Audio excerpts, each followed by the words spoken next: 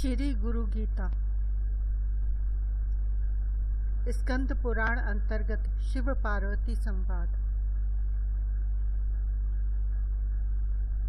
प्रास्ताविक।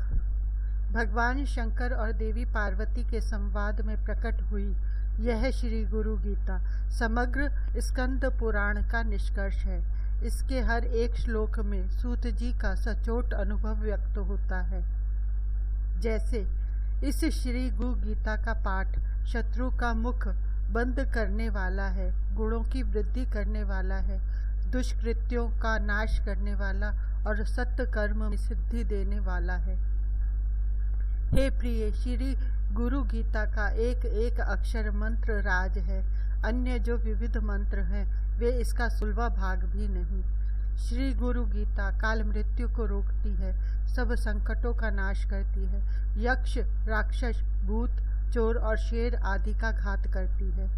पवित्र ज्ञानवान पुरुष इस श्री गुरु गीता का जप पाठ करते हैं, उनके दर्शन और स्पर्श से पुनर्जन्म नहीं होता। इस श्री गुरु गीता के श्लोक भव रोग निवारण के लिए अमोघ औषधि हैं, साधकों के लिए परम अमृत है। स्वर्ग का अमृत पीने से पुण्य क्षीण होते हैं, जबकि इस गीता का अमृत पीने से पाप नष्ट होकर परम शांति मिलती है, स्वस्वरूप का भान होता है। तुलसीदास जी ने ठीक ही कहा है, गुरु बिन भवनिधि तरहि न कोई, जो बिरंच शंकर सम होई। आत्मदेव को जानने के लिए यह श्री गुरु गीता आपके कर कमलों में रखते हुए ओम ओम ओम परम शांति। विनियोग न्यास आदि। ओम अस्य श्री गीता स्तोत्र माला मंत्रस्य भगवान सदा शिव है ऋषि, विराट छंद है, श्री गुरु परमात्मा देवता, हम बीजम सह शक्ति, सो अहम कीलकम, श्री गुरु कृपा प्रसाद सिद्ध्यर्थे जपे विनियोग। अत करन्यास है। ओम हम साम सूर्यात्मने अंगुष्ठाभ्याम नमः। ओम हम सीम सोमात्मने तर्जनीभ्याम नमः। ओम हम सूम निरंजनात्मने मध्यमाभ्याम नमः। ओम हम सैं निराभासात्मने अनामिकाभ्याम नमः। ओम हम सौम अतनुसूक्ष्मात्मने कनिष्ठिकाभ्याम नमः। ओम हम सह अव्यक्तात्मने करतलकर पृष्ठाभ्याम नमः। इति करन्यास।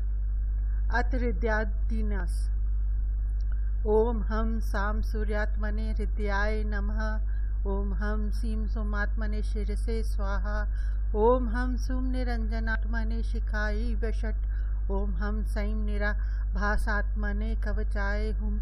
ओम हम सौम अतनुसक्षमात्मने नेत्रत्रयाय वौषट।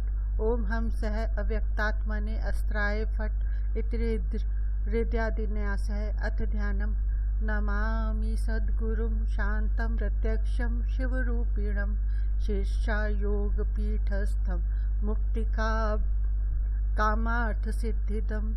प्रातः शिरसि शुक्लाब्जो द्विनेत्रं द्विभुजं गुरुं, वराभयकरं शान्तं स्मरत्तन्नामपूर्वकं, प्रसन्नवदनाक्षं च सर्वदेवस्वरूपिणं। तत्पादोदकजाधारा निपतन्ति स्वमूर्धनि, तया संक्षालि यद् देहे यान्त ब्राह्यगतं मलं। तत्क्षणाद्विरज भूत्या जायते स्फटिकोपमः, तीर्थानि दक्षिणे पादे वेदान्तन् मुखरक्षितः, पूज्येदर्चितं तं तुम तद्ध्यानपूर्वकम्। इति ध्यानम्। मानसोपचारे श्री गुरुं पूजयित्वा लं पृथ्व्यात्मने गंधतन्मात्रा प्रकृत्यानंद आत्मने श्री गुरुदेवाय नमः। पृथ्व्यापकं गंधं समर्पयामि। हम आकाशात्मने शब्द तन्मात्रा प्रकृत्यानंदात्मने श्री गुरुदेवाय नमः। आकाशमतकं पुष्पं समर्पयामि। यम वाप्मने स्पर्श तन्मात्रा प्रकृत्या नंदात्मने श्री गुरुदेवाय नमः। वात्माकं धूपम आग्रापयामि। रम तेजात्मने रूप तन्मात्रा प्रकृत्या नंदात्मने श्री गुरुदेवाय नमः। तेजात्मकं दीपम दर्शयामि। वम अपात्मने रस तन्मात्रा प्रकृत्या नंदात्मने श्री गुरुदेवाय नमः। अपातकम नैवेद्यकम निवेदयामि। सम सर्वात्मने सर्वतन्मात्रा प्रकृत्यानंदात्मने श्री गुरुदेवाय नमः। सर्वात्मकान सर्वोपाचारान समर्पयामि। इति मानस पूजा। ओम। अथ प्रथमो अध्यायः। पहला अध्याय। अचिंत्या व्यक्त रूपाय निर्गुणाय गुणात्मने समस्त जगदाधार मूर्तये ब्रह्मणे नमः। जो ब्रह्म अचिंत्य अव्यक्त तीनों गुणों से रहित फिर भी देखने वालों के अज्ञान की उपाधि से त्रिगुणात्मक और समस्त जगत का अधिष्ठान रूप है, ऐसे ब्रह्म को नमस्कार हो। ऋषियों ने कहा, हे महाज्ञानी, हे वेद वेदांगों के निष्णात प्यारे सूत जी, सर्व पापों का नाश करने वाले गुरु का स्वरूप हमें सुनाओ, जिसको सुनने मात्र से मनुष्य दुख से विमुक्त हो जाता है, जिस उपाय से मुनियों ने सर्वज्ञता प्राप्त की है, जिसको प्राप्त करके मनुष्य फिर से संसार बंधन में बंधता नहीं है, ऐसे परम तत्व का कथन आप करें। जो तत्व परम रहस्यमय एवं श्रेष्ठ सारभूत है और विशेषकर जो गुरु गीता है, वह आपकी कृपा से हम सुनना चाहते हैं। प्यारे सूत जी, वे सब हमें सुनाइए। इस प्रकार बार बार प्रार्थना किए जाने पर सूत जी बहुत प्रसन्न होकर मुनियों के समूह से मधुर वचन बोले। सूत जी ने कहा,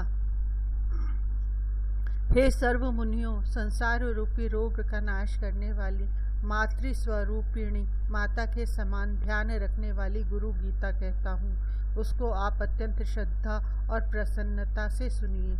प्राचीन काल में सिद्धों और गंधर्वों के आवास रूप कैलाश पर्वत के शिखर पर कल्प वृक्ष के फूलों से बने हुए अत्यंत सुंदर मंदिर में मुनियों के बीच व्याघ्र चर्म पर बैठे हुए शुक आदि मुनियों द्वारा वंदन किए जाने वाले और परम तत्व का बोध देते हुए भगवान शंकर को बार बार नमस्कार करते देखकर अतिशय नम्र मुख वाली पार्वती ने आश्चर्यचकित होकर पूछा। पार्वती ने कहा, हे ओंकार के अर्थ स्वरूप, देवों के देव, श्रेष्ठों के श्रेष्ठ, हे जगत गुरु, आपको प्रणाम हो। देव, दानव और मानव सब आपको सदा भक्ति पूर्वक प्रणाम करते हैं। आप ब्रह्मा, विष्णु, इंद्र आदि के नमस्कार के योग्य है। ऐसे नमस्कार के आश्रय रूप होने पर भी आप किसको नमस्कार करते हैं? हे भगवान, हे सर्व धर्मों के ज्ञाता, हे शंभो, जो व्रत सब व्रतों में श्रेष्ठ है, ऐसा उत्तम गुरु महात्म्य कृपा करके मुझे कहे।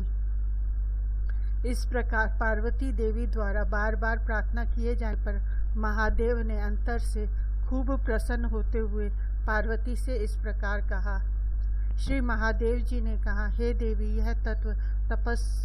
यह तत्व रहस्यों का भी रहस्य है, इसलिए कहना उचित नहीं, पहले किसी से भी नहीं कहा, फिर भी तुम्हारी भक्ति देखकर वह रहस्य कहता हूँ। हे देवी, तुम मेरा ही स्वरूप हो, इसलिए यह रहस्य तुमको कहता हूँ। तुम्हारा यह प्रश्न लोक का कल्याणकारक है। ऐसा प्रश्न पहले कभी किसी ने नहीं किया। जिसको ईश्वर में उत्तम भक्ति होती है, जैसी ईश्वर में वैसी ही भक्ति जिसको गुरु में होती है, ऐसे महात्माओं को ही यहाँ कही हुई बात समझ में आएगी। जो गुरु हैं वे ही शिव हैं, जो शिव हैं वे ही गुरु हैं। दोनों में जो अंतर्मानता है वह गुरु पत्नी गमन करने वाले के समान पापी है। हे प्रिय, वेद, शास्त्र, पुराण, इतिहास आदि, मंत्र, यंत्र, मोहन, उच्चाटन आदि विद्या, शैव, शाक्त, आगम और अन्य सर्व मतांतर, ये सब बातें गुरु तत्व को जाने बिना भ्रांत चित्त वाले जीवों को भ्रष्ट करने वाली हैं, और जप, तप, व्रत, तीर्थ, यज्ञ, दान, ये सब व्यर्थ हो जाते हैं। हे सुमुखी, आत्मा में गुरु बुद्धि के सिवा अन्य कुछ भी सत्य नहीं है। इसलिए इस आत्मज्ञान को प्राप्त करने के लिए बुद्धिमानों को प्रयत्न करना चाहिए। जगत गूढ़ अविद्यात्मक माया रूप है और शरीर अज्ञान से उत्पन्न हुआ है। इनका विश्लेषणात्मक ज्ञान जिनकी कृपा से होता है, उस ज्ञान को गुरु कहते हैं। जिस गुरु देव के पाद सेवन से मनुष्य सर्व पापों से विशुद्ध आत्मा होकर ब्रह्म रूप हो जाता है, वह तुम पर कृपा करने के लिए कहता हूँ। श्री गुरुदेव का चरणामृत पाप रूपी कीचड़ का सम्यक शोषक है, ज्ञान तेज का सम्यक उद्दीपक है और संसार सागर का सम्यक तारक है। अज्ञान की जड़ को उखाड़ने वाले, अनेक जन्मों के कर्मों को निवारने वाले, ज्ञान और वैराग्य को सिद्ध करने वाले श्री गुरुदेव के चरण अमृत का पान करना चाहिए।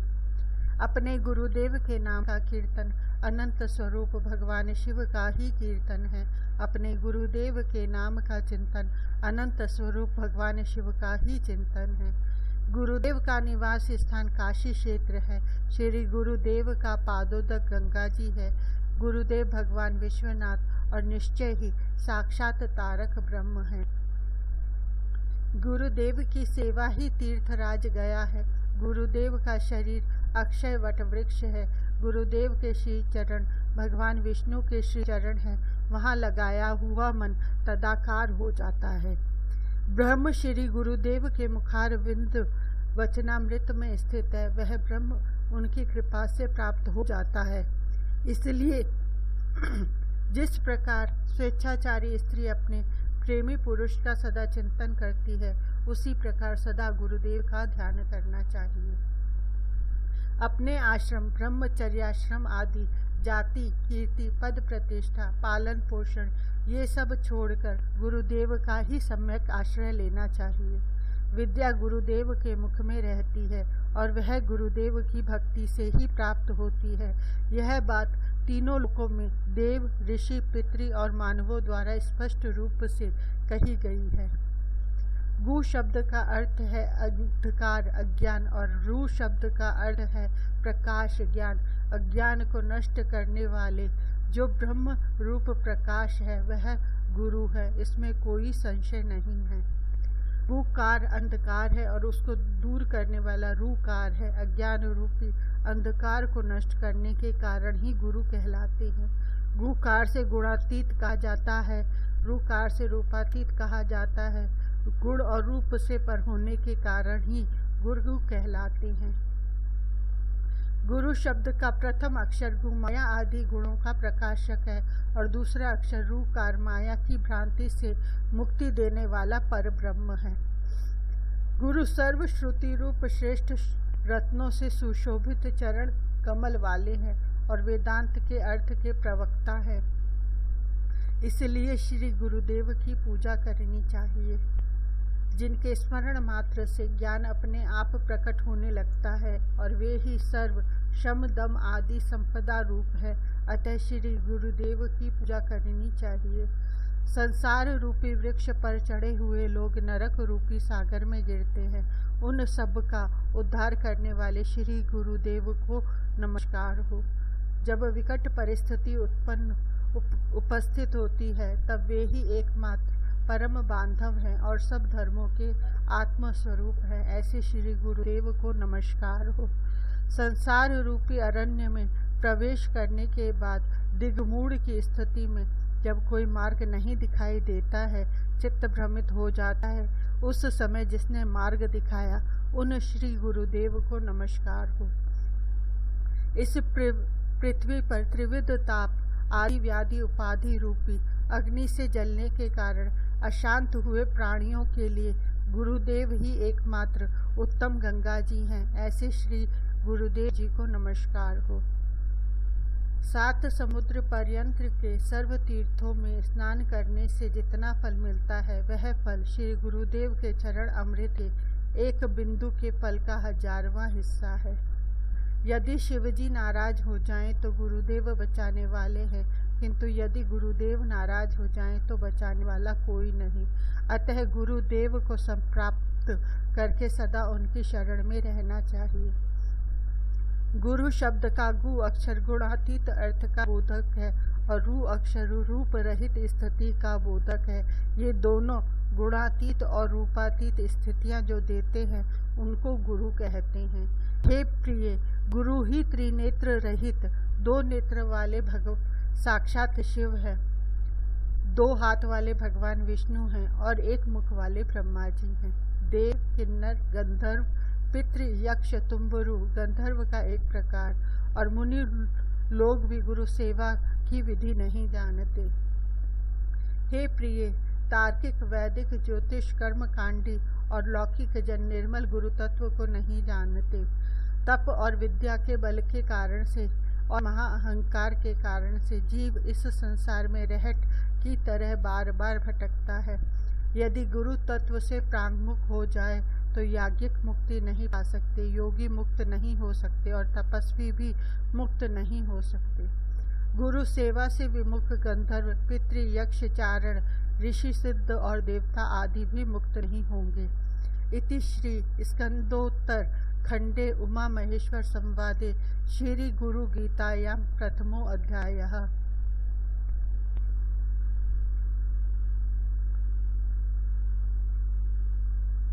अथ द्वितीयो अध्यायः। ब्रह्मानंदम परम सुखदम केवलम ज्ञानमूर्तिम द्वंद्वातीतम गगन सदृशम तत्वमस्यादिलक्ष्यम् एकम नित्यम विमलमचलम सर्वधी साक्षीभूतम भावतीतम त्रिगुणरहितम सद्गुरुम तम नमामि।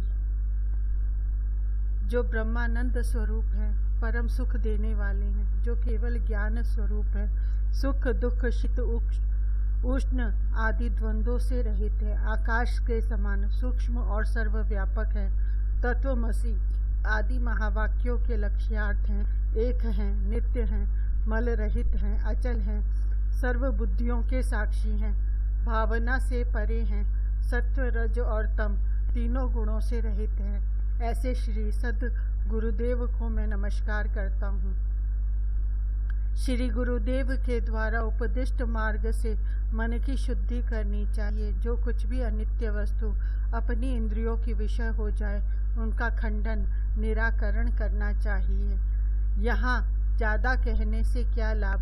श्री गुरुदेव की परम कृपा के बिना करोड़ों शास्त्रों से भी चित्त की विश्रांति दुर्लभ है।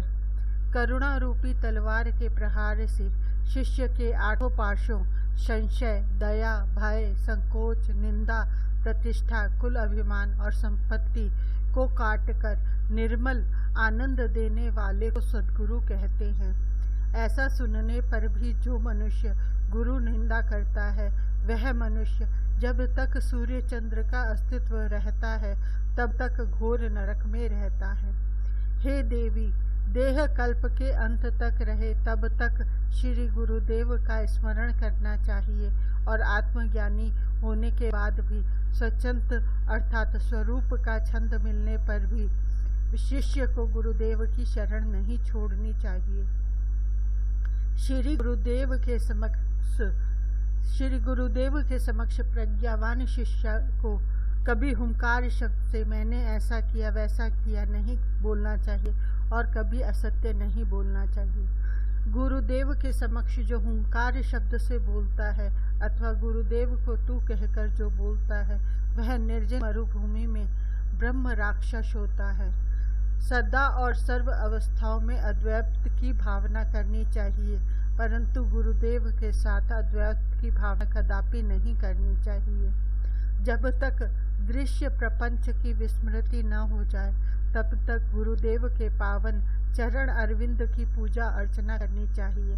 ऐसा करने वाले को ही कैवल्य पद की प्राप्ति होती है, इसके विपरीत करने वाले को नहीं होती।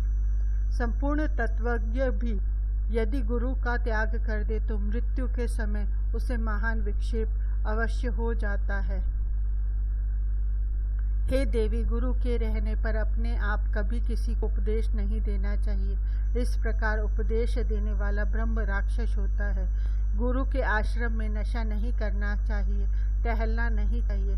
दीक्षा देना, व्याख्यान करना, प्रभुत्व दिखाना और गुरु को आज्ञा करना, ये सब निषिद्ध हैं। गुरु के आश्रम में अपना छप्पर और पलंग नहीं बनाना चाहिए। गुरुदेव के सम्मुख पैर नहीं पसारना, शरीर के भोग नहीं भोगने चाहिए और अन्य लीलाएं नहीं करनी चाहिए। गुरुओं की बात सच्ची हो या झूठी, परंतु उसका कभी उल्लंघन नहीं करना चाहिए। रात और दिन गुरुदेव की आज्ञा का पालन करते हुए उनके सानिध्य में दास बनकर रहना चाहिए।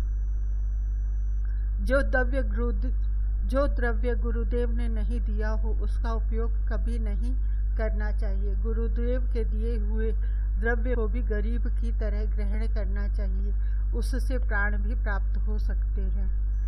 पादुका, आसन, बिस्तर आदि जो कुछ भी गुरुदेव के उपयोग में आते हो उन सर्व को नमस्कार करना चाहिए और उनको पैर से कभी नहीं छूना चाहिए। चलते हुए गुरुदेव के पीछे चलना चाहिए, उनकी परछाई का भी उल्लंघन नहीं करना चाहिए। गुरुदेव के समक्ष कीमती वेशभूषा, आभूषण आदि धारण नहीं करने चाहिए।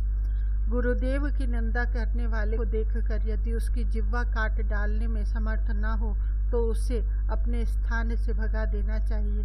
यदि वह ठहरे तो स्वयं उस स्थान का परित्याग करना चाहिए। हे पार्वती, मुनियों, पन्नगों और देवताओं के शाप से तथा यथाकाल आए हुए मृत्यु के भय से भी शिष्य को गुरुदेव बचा सकते हैं।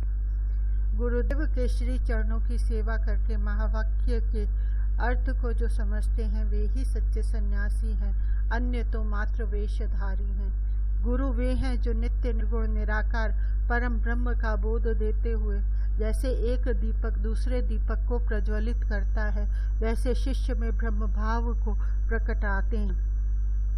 श्री गुरुदेव की कृपा से अपने भीतर ही आत्म आनंद प्राप्त करके समता और मुक्ति के मार्ग द्वार शिष्य आत्मज्ञान को उपलब्ध होता है। जैसे स्फटिक मणि में स्फटिक मणि और तथा दर्पण में दर्पण दिख सकता है, उसी प्रकार आत्मा में जो चित्त और आनंदमय दिखाई देता है वह मैं हूँ। हृदय में अंगुष्ठ मात्र परिणाम वाले चैतन्य पुरुष का ध्यान करना चाहिए। वहाँ जो भाव स्फुरित होता है वह मैं तुम्हें कहता हूँ, सुनो। मैं अजन्मा हूँ, मैं अमर हूँ, मेरा आदि नहीं है, मेरी मृत्यु नहीं, मैं निर्विकार हूँ, मैं चिदानंद हूँ, मैं अणु से भी छोटा हूँ और महान से भी महान हूँ। हे पार्वती, ब्रह्म का स्वभाव से ही अपूर्व, जिससे पूर्व कोई ऐसा नहीं, कोई नहीं ऐसा, अद्वितीय, नित्य, ज्योति स्वरूप, निरोग, निर्मल, परम आकाश स्वरूप, अचल, आनंद स्वरूप, अविनाशी, अगम्य, अगोचर, नाम रूप से रहित तथा निशब्द जानना चाहिए। जिस प्रकार कपूर, फूल इत्यादि में गंधत्व, अग्नि में उष्णता और जल में शीतलता स्वभाव से ही होते हैं, उसी प्रकार ब्रह्म में शाश्वतता भी स्वभाव सिद्ध है। जिस प्रकार कटक, कुंडल आदि आभूषण स्वभाव से ही स्वर्ण है, उसी प्रकार मैं स्वभाव से ही शाश्वत ब्रह्म हूँ। स्वयं वैसा होकर किसी न किसी स्थान में रहना, जैसे कीड़ा भ्रमर का चिंतन करते भ्रमर हो जाता है, वैसे ही जीव ब्रह्म का ध्यान करते करते ब्रह्म स्वरूप हो जाता है। सदा गुरुदेव का ध्यान करने से जीव ब्रह्ममय हो जाता है। वह किसी भी स्थान में रहता हो फिर भी मुक्त ही है, इसमें कोई संशय नहीं है। हे प्रिय, भगवत स्वरूप श्री गुरुदेव ज्ञान, वैराग्य, ऐश्वर्य, यश, लक्ष्मी और मधुर वाणी, ये है गुण रूप ऐश्वर्य से संपन्न होते हैं। मनुष्य के लिए गुरु ही शिव है, गुरु ही देव है, गुरु ही बांधव है, गुरु ही आत्मा है और गुरु ही जीव है। सचमुच गुरु के सिवा अन्य कुछ भी नहीं है। अकेला, कामना रहित, शांत, चिंता रहित, ईर्ष्या रहित और बालक की तरह जो शोभता है वह ब्रह्म ज्ञानी कहलाता है। वेदों और शास्त्रों में सुख नहीं है, मंत्र और यंत्र में सुख नहीं है। इस पृथ्वी पर गुरुदेव के कृपा प्रसाद के सिवा अन्यत्र कहीं भी सुख नहीं है। गुरुदेव के श्री चरणों में जो वेदांत निर्दिष्ट सुख है, वह सुख न चार्वाक मत से, न वैष्णव मत में और न प्रभाकर सांख्य मत में है। एकांतवासी वीतराग मुनि को जो सुख मिलता है, वह सुख न इंद्र को और न चक्रवर्ती राजाओं को मिलता है। हमेशा ब्रह्म रस का पान करके जो परमात्मा में तृप्त हो गया है, वह मुनि इंद्र को भी गरीब मानता है, तो राजाओं की तो बात ही क्या है। मोक्ष की आकांक्षा करने वाले को गुरु भक्ति खूब करनी चाहिए, क्योंकि गुरुदेव के द्वारा ही परम मोक्ष की प्राप्ति होती है। गुरुदेव के वाक्य की सहायता से जिसने ऐसा निश्चय कर लिया है कि मैं एक और अद्वितीय हूँ और उसी अभ्यास में जो रत है, उसके लिए अन्य वनवास का सेवन आवश्यक नहीं है, क्योंकि अभ्यास से ही एक क्षण में समाधि लग जाती है और उसी क्षण इस जन्म तक के सब पाप नष्ट हो जाते हैं। गुरुदेव ही सत्वगुणी होकर विष्णु रूप से जगत का पालन करते हैं, रजोगुणी होकर ब्रह्मा रूप से जगत का सर्जन करते हैं और तमोगुणी होकर शंकर रूप से जगत का संहार करते हैं। उनका गुरुदेव का दर्शन पाकर उनकी कृपा प्रसाद से सर्व प्रकार की आसक्ति छोड़कर एकाकी, निष्प्रिय और शांत होकर रहना चाहिए। जो जीव इस जगत में सर्वमय, आनंदमय और शांत होकर सर्वत्र विचरता है, उस जीव को सर्वज्ञ कहते हैं। ऐसा पुरुष जहाँ रहता है, वह स्थान पुण्य तीर्थ है। हे देवी, तुम्हारे सामने मैंने मुक्त पुरुष का लक्षण कहा। हे प्रिय, मनुष्य चाहे चारों वेद पढ़ ले, वेद के 6 अंग पढ़ ले, अध्यात्म शास्त्र आदि अन्य सर्व शास्त्र पढ़ ले, फिर भी गुरु के बिना ज्ञान नहीं मिलता।